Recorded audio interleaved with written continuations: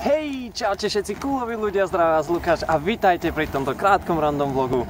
Som na Korčuliach, ale čo je hlavné, som doma. Som doma na holiday a za mnou môžete vidieť moje malebné, malé mestečko. A momentálne som si vyšiel len tak vonku na Korčule. No teda nie je to len tak, idem niečo kúpiť, takže idem na Korčuliach a užívam si teda holiday.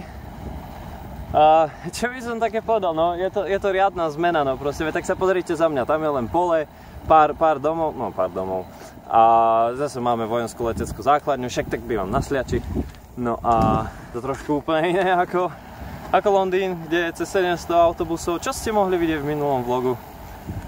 No a teraz si užívam len teplo, konečne leto, nie ako to anglické, že tam sú 3 dní je tam teplo a zvyšok nič.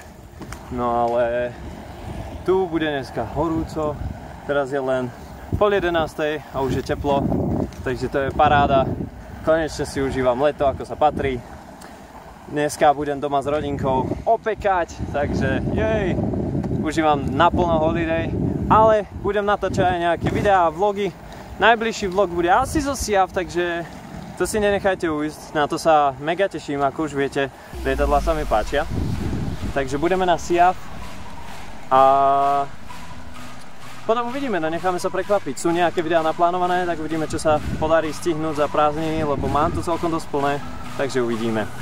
Ok ľudia, tak ja idem, to bolo len také random, že čo vlastne sa deje aktuálne. No a pozerám, či ma nikto nezrazí. No a to by bolo teda všetko. Tak sa vidíme teda zasa pri ďalšom vlogu. Duke Adventurous Spirit, signing out.